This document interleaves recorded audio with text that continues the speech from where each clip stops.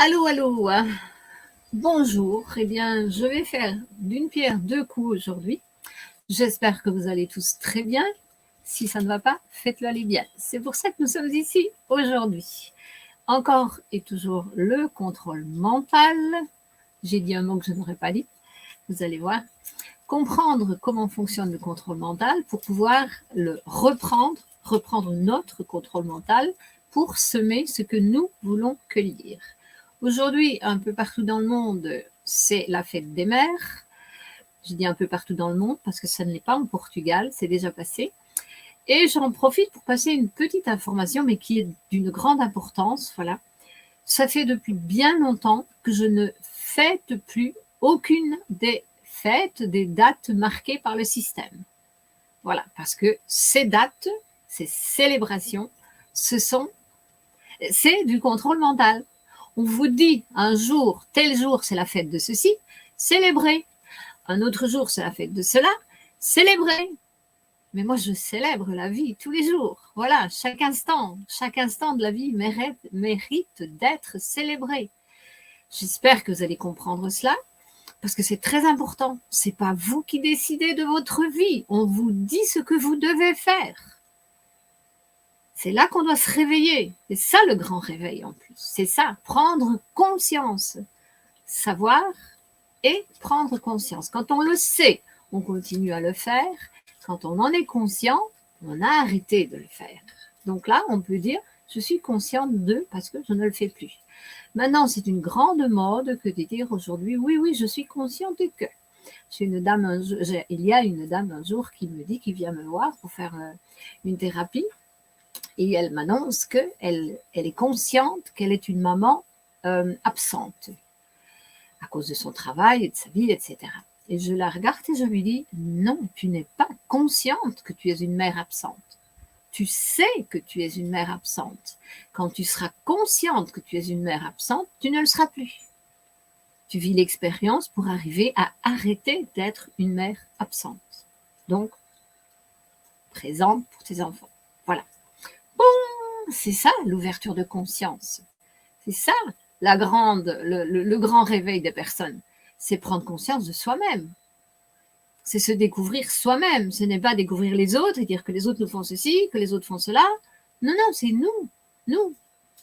Qu'est-ce que moi je fais? Qu'est-ce que moi j'ai fait? Qu'est-ce que je ne veux plus faire? Qu'est-ce que je veux changer en moi, à l'intérieur de moi? C'est ça, prendre conscience.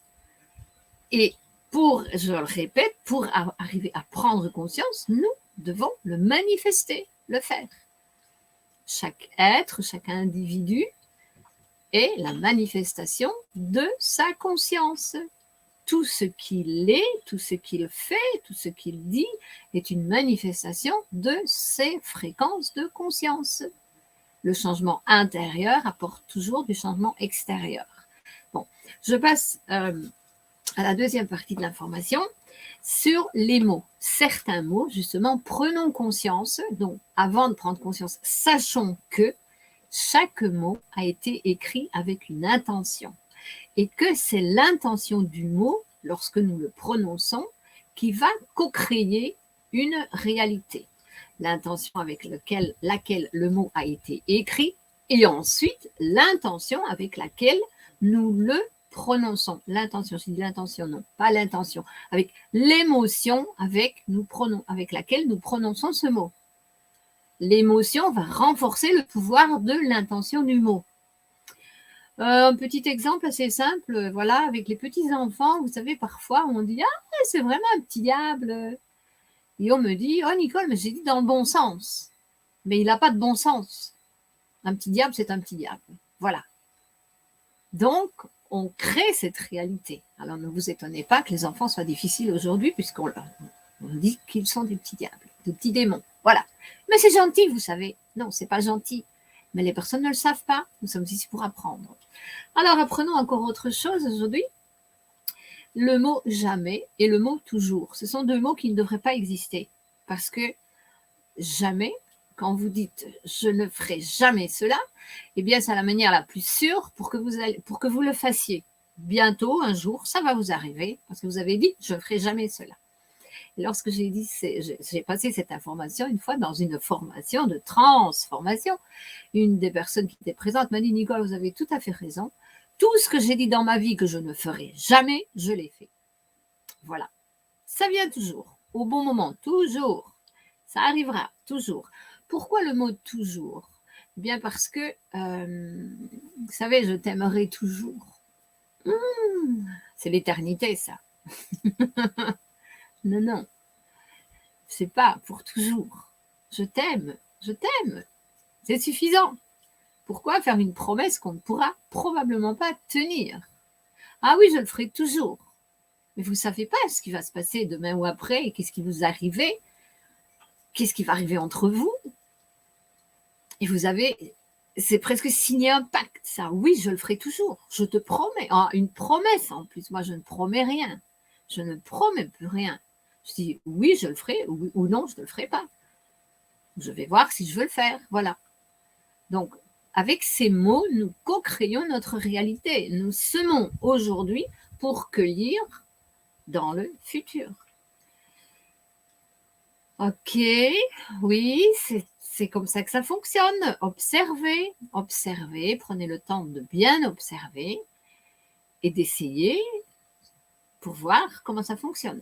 Alors, sur le mot jamais, vous savez, il y a des petits malins qui me disent « Ah, je vais dire maintenant, je n'ai jamais gagné 1 million d'euros. » On essaye de tester l'énergie, là. On teste la vibration de l'énergie, la création. Alors, attention, bon, ça dépend encore avec quelle émotion vous le dites. Et peut-être qu'un jour, ça viendra, mais vous ne savez pas dans quelle vie. Et à ce moment-là, peut-être, sûrement, ce sera plus d'actualité et vous serez peut-être très embêté d'avoir ce 1 million d'euros. Donc, attention aux pièges. Ne testez pas l'énergie créatrice. Soyez conscient, soyez responsable. Le respect, c'est la base de l'amour, c'est la base de la paix. Voilà. Donc, soyons conscients, respectons-nous les uns les autres et essayons de nous respecter nous-mêmes déjà en observant nos paroles pour créer ce que nous voulons cueillir pour nous. Et bien entendu que si nous sommes heureux du cœur en conscience, je ne parle pas du bonheur de l'ego, heureux du cœur en conscience, eh bien, c'est sûr et certain que les autres autour de nous vont eux aussi être heureux grâce à notre énergie. Et c'est ainsi que nous nous aidons nous et que nous aidons les autres sans créer de relations karmiques qui nous maintiennent prisonniers dans ce plan et qui nous donnent beaucoup, beaucoup, beaucoup de travail pour en sortir. Voilà, c'est suffisant pour aujourd'hui. À la prochaine où nous allons encore sûrement parler du contrôle mental. Mais nous allons voir. Bonne journée à vous. Bonne intégration de la connaissance. Observez et laissez-moi des commentaires si vous avez envie. Ça fait toujours plaisir de recevoir un petit mot et de voir que c'est intéressant et qu'on y donne de l'importance. Nous changeons le monde en changeant à l'intérieur, en changeant notre mental. Belle journée à vous.